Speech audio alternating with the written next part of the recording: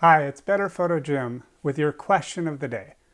So today's question is, what is the best and easiest way for me to learn the exposure triangle so that I can get perfect photos all of the time? And I love this question, but first I'm going to have to address that use of the word all. That's a universal qualifier and it's going to get us into trouble. So first of all, let's take that word and make it most. How can we get great photos most of the time? Because what we really want isn't perfection all the time. We think we want that certainty.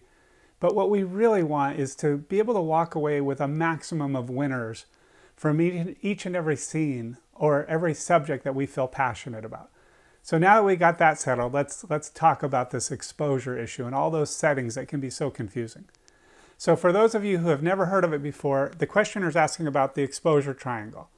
And what that is a model where you think of the three main elements of exposure in a triangle.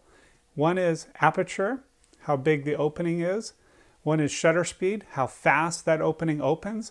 And the third is ISO, the sensitivity of the sensor in your camera.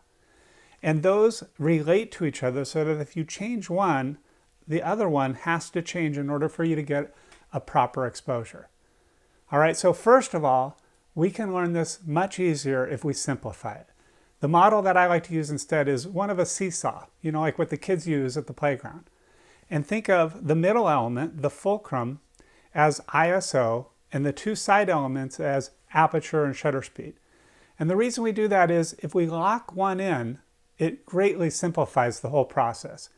And we can usually lock one in because ISO is a good one to keep constant if you can, and keep it at 100 or 200 because that provides photos with the least amount of noise.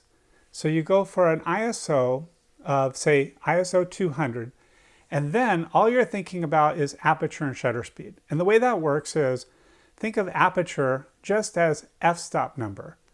Now, f-stop number, if you just bypass all the how big is the opening kind of complications and just think about f-stop number, you know that if a f-stop number is low, like say f2.8, the other side is the shutter speed, it's going to be high.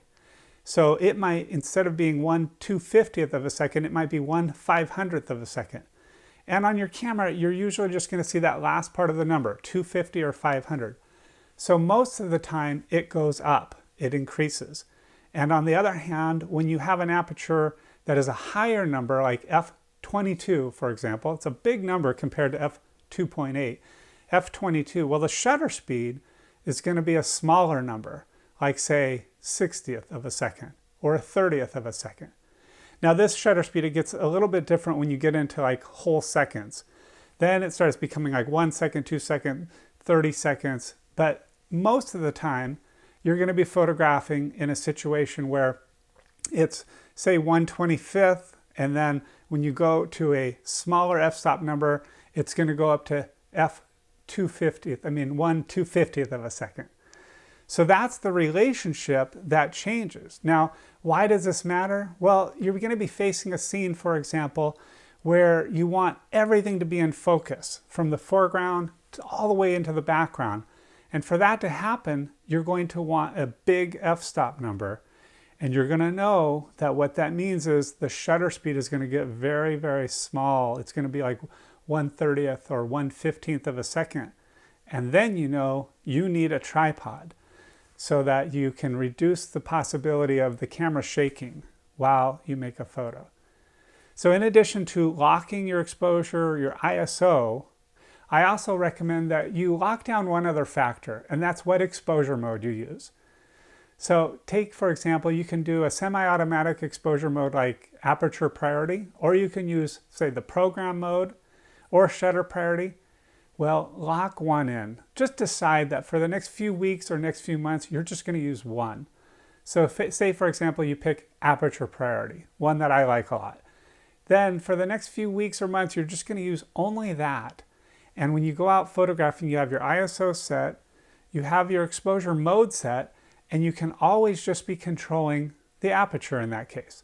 And you can be deciding, okay, I do want everything in focus, or I just want isolated focus so that the background becomes a yummy, soft, blurry background and complements the sharpness of the main subject.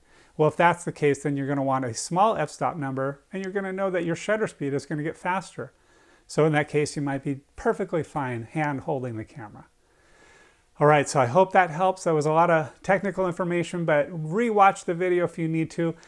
But the main thing is just go out and practice it with that idea in mind. Seesaw and the f-stop number, f2.8, something low, or all the way up to f22 or 32, something big, is going to affect. And on this end of that seesaw with f32, it's going to be a very, very small f-stop shutter speed. So it's going to be a slower amount. And you can also keep that in mind, like say you're photographing a waterfall or a stream, and you want that slow shutter speed so that the water blurs into that beautiful cotton candy effect. Well, then you know that your aperture is going to be a big number. All right, so click the like button below, subscribe to my channel if you haven't already, and feel free to email me with your question about photography. All right, this is Better Photo Jim. Have fun understanding the exposure seesaw and have a great time making better photos.